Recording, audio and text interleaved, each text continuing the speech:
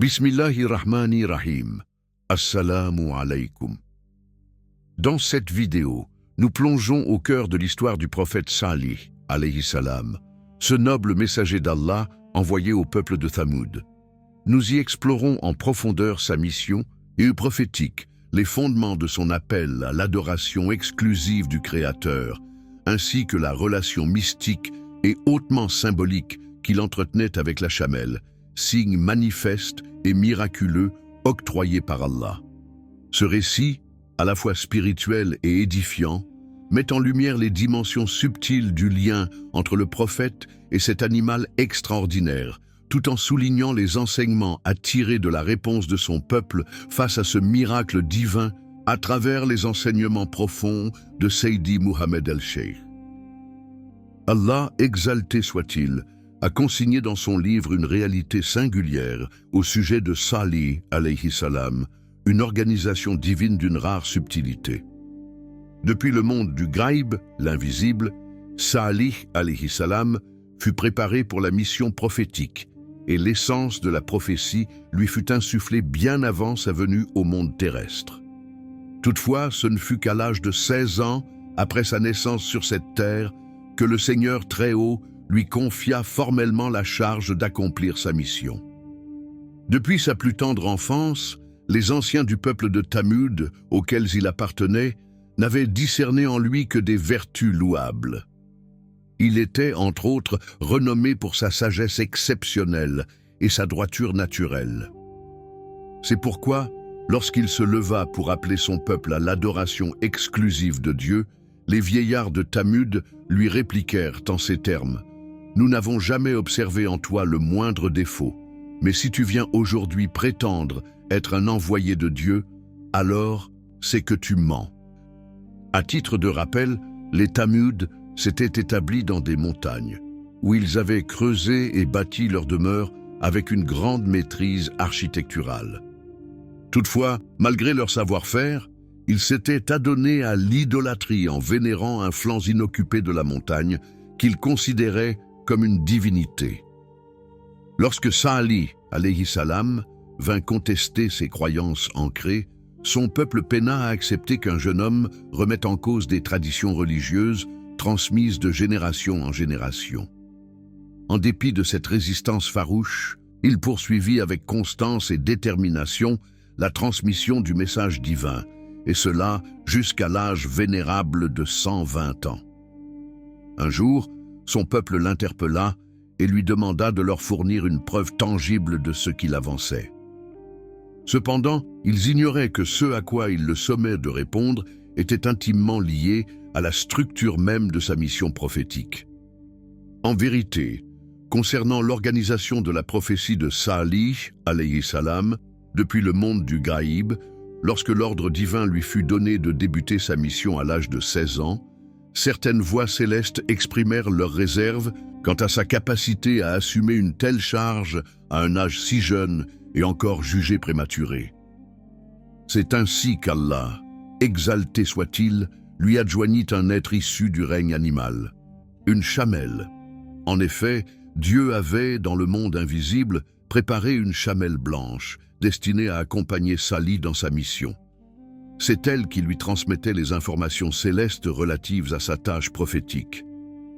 Si cela avait concerné un wali, ami intime de Dieu ou saint, on aurait dit qu'un awamis ou un ange lui avait été assigné, chargé de le suivre et d'informer le monde invisible quant à l'évolution de sa mission. C'est dans cette logique que Dieu, dans sa sagesse, confia à cette chamelle le rôle de médiatrice entre Salih et le monde de l'invisible. Toutefois, cette chamelle demeurait invisible aux regards humains, car elle résidait dans une dimension batine, c'est-à-dire occulte et cachée aux perceptions ordinaires. Lorsque le prophète Salih atteignit l'âge vénérable de 120 ans, seuls quelques individus parmi son peuple avaient adhéré à son message. Un jour, certains anciens parmi les notables de son peuple le convoquèrent et lui dirent: « Si vraiment tu es un prophète authentiquement envoyé par Dieu, alors fais sortir de ce flanc de falaise que nous vénérons un chameau vivant. » En Inde, Réponse à leur requête, le prophète Salih, alayhi salam, leva le doigt en direction de la montagne et donna l'ordre à la chamelle invisible qui l'accompagnait de se manifester. C'est alors qu'une chamelle blanche éclatante sortit de la grotte, sous leurs yeux ébahis. Par la suite, Allah, dans sa miséricorde, bénit cette chamelle à un point tel que tout le peuple de Thamud pouvait s'abreuver de son lait en abondance, sans que les mamelles de l'animal ne s'affaissent ou ne tarissent. Cependant, les anciens qui s'opposaient à lui remarquèrent que, depuis l'apparition de cette chamelle, le nombre de partisans de Salih avait considérablement augmenté. Mieux encore, ils constatèrent que chaque fois que la chamelle se tenait aux côtés du prophète, tout ce qu'il prononçait était immédiatement accueilli avec adhésion, ce qui n'était pas le cas en son absence. C'était comme si la simple présence de la chamelle hypnotisait littéralement l'assistance, au point que tous acceptaient sans réserve les propos de Salih. Ils comprirent alors qu'un mystère profond était lié à cet animal hors du commun. Et en vérité, ils ne se trompaient guère. Le lait de cette chamelle bénie était mêlé à une lumière spirituelle qui, en pénétrant dans les cœurs de ceux qui en buvaient, les éclairait intérieurement et leur permettait de saisir avec clarté les sermons du prophète Salih. C'est ainsi que, prenant conscience du rôle central de cette chamelle dans la mission du prophète, ses adversaires complotèrent et déclarèrent « Certes, c'est nous-mêmes qui avons réclamé cette chamelle, mais puisqu'elle renforce favorablement la mission de Salih, nous devons la faire disparaître. » Lorsque ce projet criminel parvint aux oreilles de Salih, il les mit solennellement en garde et leur déclara « Vous exploitez ce puits durant 6 jours sur 7 pour vos besoins, tandis que la chamelle ne l'utilise qu'un seul jour. En plus de cela, elle vous fournit un lait abondant et inépuisable que vous consommez librement. » Mais ils lui répondirent avec arrogance qu'ils ne se souciaient plus de son utilité et qu'ils étaient résolus à la tuer définitivement.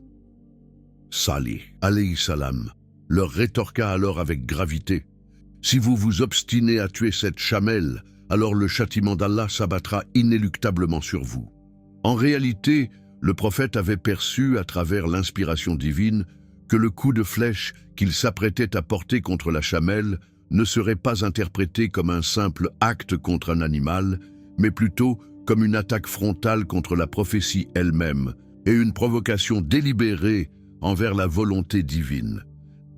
L'anéantissement du peuple de Thamud ne fut pas uniquement la conséquence de l'assassinat de la chamelle bénie, mais bien davantage la résultante d'un acte que Dieu considéra comme une provocation manifeste à l'encontre du monde du Ghaib. En réalité, leur geste fut perçu comme une profanation de la sacralité de la Nubuwwa, la mission prophétique de Salih, alayhi salam, dont la chamelle était l'incarnation visible et symbolique. Malgré la mise en garde explicite du prophète, ils passèrent à l'acte et transpercèrent la chamelle d'un coup de flèche. Par la suite, un homme du nom de Qadar, connu comme étant le plus abject et le plus brutal du peuple de Thamud, s'approcha et lui trancha la tête d'un coup de sabre. C'est ainsi que la chamelle s'effondra au sol sans même avoir la force de se débattre, comme si elle s'était livrée en offrande au décret céleste. Et au moment même de sa chute, Allah, exalté soit-il, retira le secret de la prophétie de Salih qui résidait en elle. Alors, le prophète Salih, alayhi salam, leur déclara avec gravité « Vous avez commis un crime odieux et osé provoquer le ciel en tuant cette chamelle qui n'était nullement un animal ordinaire. Néanmoins, dans un ultime élan de miséricorde, Salih leur enjoignit de se retirer dans leur demeure pour une durée de 3 jours et d'implorer sincèrement le pardon divin. Ils nourrissaient encore l'espoir d'intercéder auprès de Dieu afin que celui-ci leur épargne son châtiment.